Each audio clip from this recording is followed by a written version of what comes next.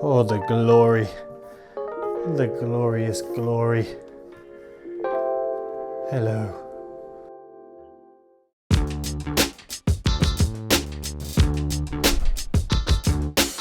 What's cracking, audio fans? David here from Prime Audio Reviews, and in today's video we're looking at the iBasso Audio SR2 high definition headphones. Oh boy. Inside the main box, oh, the glory continues.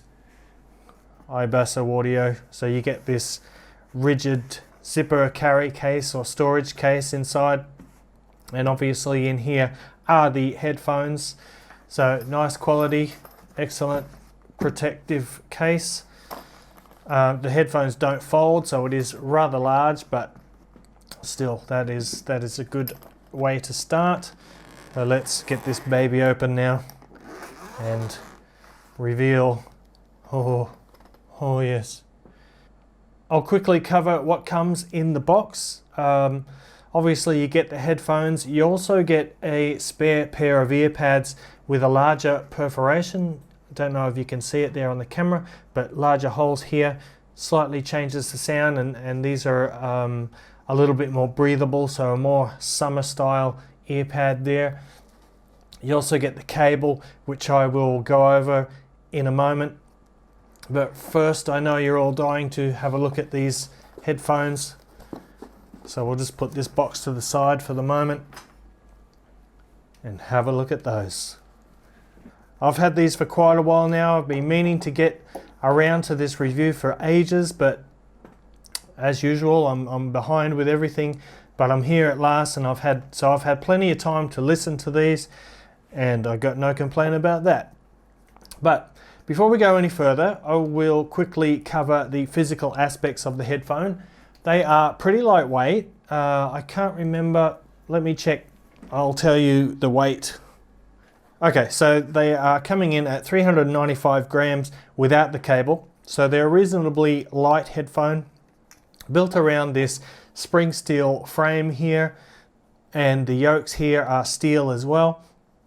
You've got this nice large very wide headband on the top, leather. I think it's leather, it might be pleather. And on the underside of that, it's got this beautiful suede like material. And the ear cups here, you got your black mesh on the outside, silver ring on the outside. Internally, I'm not sure the diameter of the dynamic drivers in here, but they are a biocellulose driver. So for the specs, as I mentioned, the transducer is a dynamic.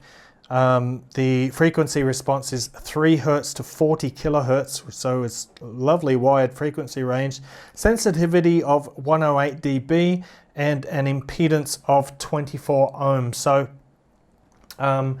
they are not hard to drive. You can actually run these off a smartphone without too much problem, but they do scale nicely with better sources. Keep that in mind. Now, did I mention the price already? They come in at $549. So these are a mid-tier priced headphone. That is expensive for a lot of people, I know, but in the grand scheme of things, it's really not that much for a high-end headphone. Check out these ear pads, lovely thick plush ear pads. They are very comfortable. This wide headband distributes any pressure evenly on the top of your head. The clamping force is reasonably light, and that in combination with the large plush pads means there's no real pressure on the side of your head. They are very comfortable indeed. One slight issue that I have with the fit of these is the adjustment sliders here. I found that over time they kind of work their way up as I'm wearing them, so every now and then I just have to sort of readjust. That's not a big deal, but I can wear these for hours and hours on end. They are super comfortable, nice and light, and overall I think they are gorgeous. A nice modern sort of build, modern aesthetic, high quality materials. Also, there is no creaking or cracking. So beautiful build quality and really nice overall. And I think they look great too. Okay, it's time to have a look at the cable now, and oh boy, what a cable it is. What a cable it is. Look at this. Look at this. It is absolutely beautiful. You've got a 3.5 to 6.35 mil adapter, which screws on, and as you can see, it matches perfectly with the termination there. Really nice uniform braid throughout the cable, and it is just so supple, and it's very, very light. This is one of the nicest headphone cables I've ever used. Just love it. Got a really small and lightweight Y split there, and here at the top you've got a couple of 3.5 mil connectors, color coded of course, and I love the way that they're nice and short. You'll see when I plug them in to the headphones here, they click in nicely like that.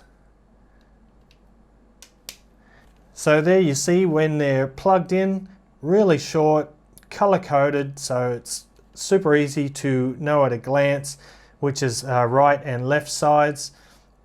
And the cable just handles so well. I absolutely love it. Okay, so I know what you're thinking. You want to know how they sound, and oh baby, oh baby. You know, I've previously reviewed the iBasso IT01S and the IT00, the latter of which I still think is the best sub $100 earphone of the year 2020. But when it comes to headphones, this is a totally different ball game. So I really didn't know how iBasso was going to handle it. But I got to tell you, man, for only their second full-size headphone, they absolutely nailed the sound on these. And not only that, but they also nailed the build and the fit. These are like a, man, I don't even know. I'm lost for words. So let's just get on with the sound and how they sound.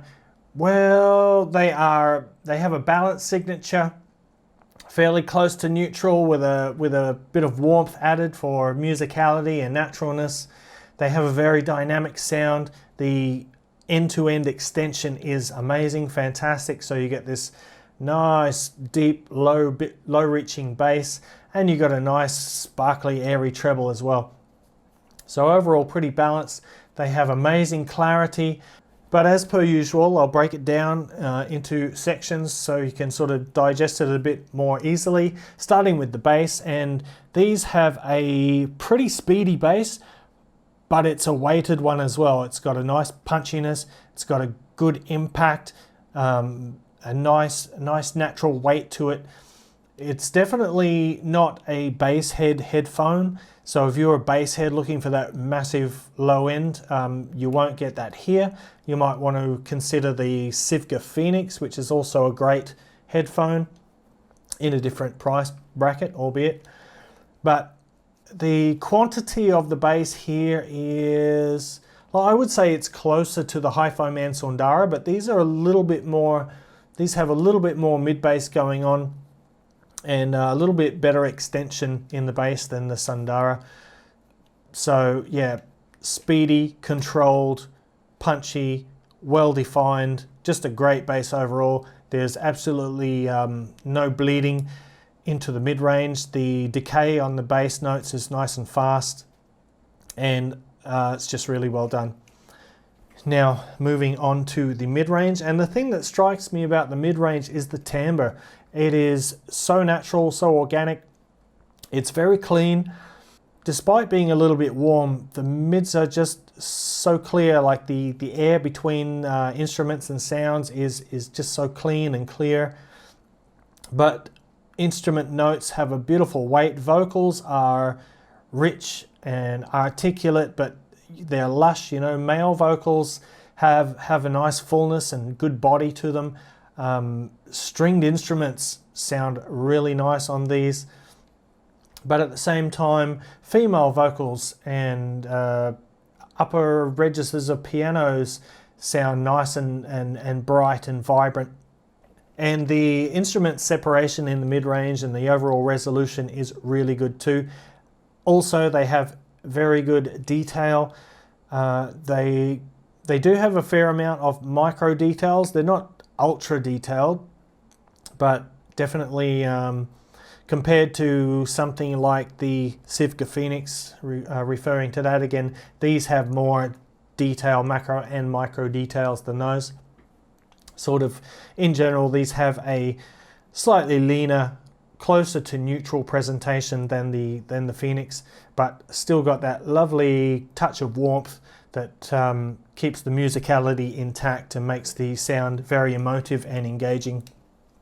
And finally, moving on to the treble, these have got the classic iBasso treble, which is just lovely, crisp and airy, but smooth as a baby's bum, just no harshness whatsoever.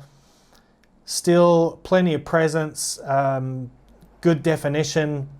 The treble is precise, it's crisp, it's detailed, and it does have a little bit of a sparkle to it. For example, compared to the headphone and Sundara, the treble is just slightly a little bit more forward on these, but it is just every bit as smooth as those. So the treble is really nice as well.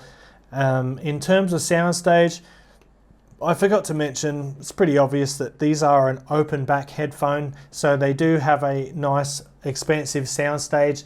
Not the biggest stage I've heard, but still pretty large and definitely bigger than a closed back headphone. I would say the soundstage is larger than the Silicone Phoenix and probably a little bit larger than the headphone Sundara as well, mainly due to just a little bit better extension in the treble, and while still maintaining a very nicely controlled bass. So overall, these are just a fantastic headphone. If you're shopping for something in that mid-tier price range, or if you've got something like the Phoenix perhaps and you want to, you know, go up to the next level, I would definitely recommend these. These are beautiful. I don't have a best headphone, full-size headphones list on my website yet, but I'm considering doing it. And when I do, or if I do, these will definitely be on there. I am going to put these in my Hall of Fame list, which is in the description down below. And man, the iBasso Audio SR2, very highly recommended. Absolutely love these, just love them. So that's it for this video, guys. If you liked it, give it a like, Parfam audiophile style. And if you're new to the channel and you want to see more reviews like this in the future, go ahead and hit that subscribe button. And until next time, see you later.